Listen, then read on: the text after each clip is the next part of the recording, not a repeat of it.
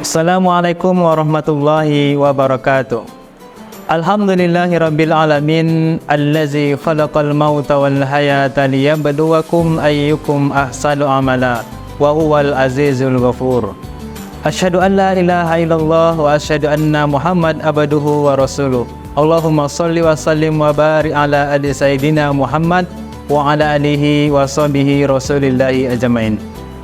Pemirsa dimanapun Anda berada, salah satu pembelajaran yang bisa kita ambil dengan datangnya bulan suci Ramadan ini adalah hadirnya perasaan muraqabah di dalam diri setiap kaum muslimin. Muraqabah ini bermakna merasa diawasi dimanapun kita berada. Kita menyaksikan kaum muslimin di siang hari menahan diri dari segala bentuk yang membatalkan puasa. Meskipun mungkin tidak ada orang yang melihat di sekitar dia, mereka tidak mau melakukan perkara yang membatalkan puasa. Kenapa bisa perasaan seperti ini muncul di dalam diri kaum muslimin di siang hari bulan suci Ramadan? Karena mereka merasa diawasi oleh Allah Subhanahu wa taala. Mungkin kita terkadang lelah, capek, haus, tapi tetap kita tidak mau minum di siang hari karena kita merasa diawasi oleh Allah Subhanahu wa taala. Bahkan kalau kita melihat hasil dari orang yang merasa diawasi oleh Allah Subhanahu wa taala dan orang yang tidak merasa diawasi oleh Allah, maka kita melihat orang yang merasa senantiasa diawasi oleh Allah, dia mudah melakukan ketaatan dimanapun dia berada. Meskipun mungkin tidak ada imbalan dunia yang dia dapatkan, dia tetap melakukan perkara tersebut karena dia mengetahui Allah Subhanahu wa taala melihat terkait apa yang dia lakukan. Dan sebaliknya, ketika manusia jauh dari rasa muraqabah, merasa dilihat oleh Allah, maka kita lihat banyaknya kemungkaran, merajalelanya kemaksiatan. Ini semua karena mereka tidak merasa diawasi oleh Allah Subhanahu wa taala.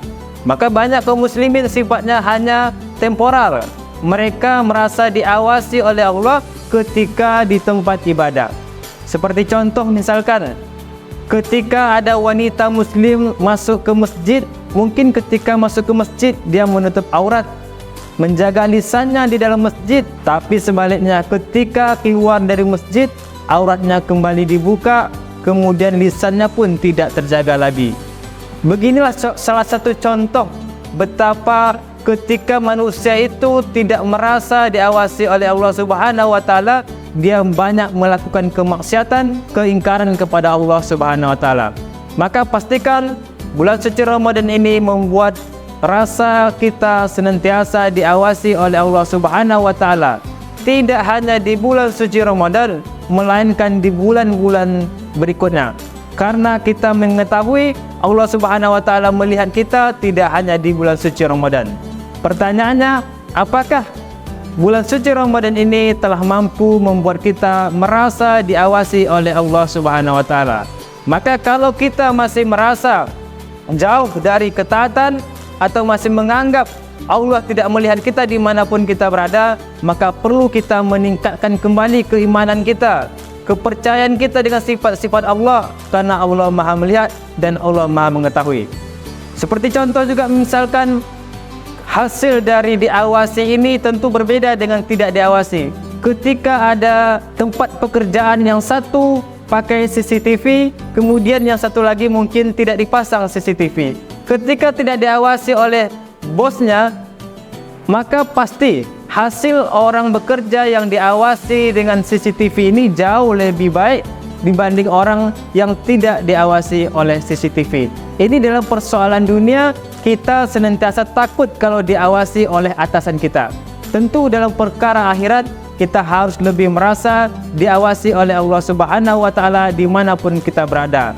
Karena kita memahami pengawasan Allah ini tidak dibatasi oleh waktu, tidak pernah luput sedikit pun terhadap apa yang telah kita lakukan ini. Mungkin inilah hikmah yang harus kita tanamkan di dalam diri kita, sehingga kita benar-benar menjadi pribadi yang bisa menimbulkan rasa selalu diawasi oleh Allah Subhanahu wa taala dimanapun kita berada. Assalamualaikum warahmatullahi wabarakatuh.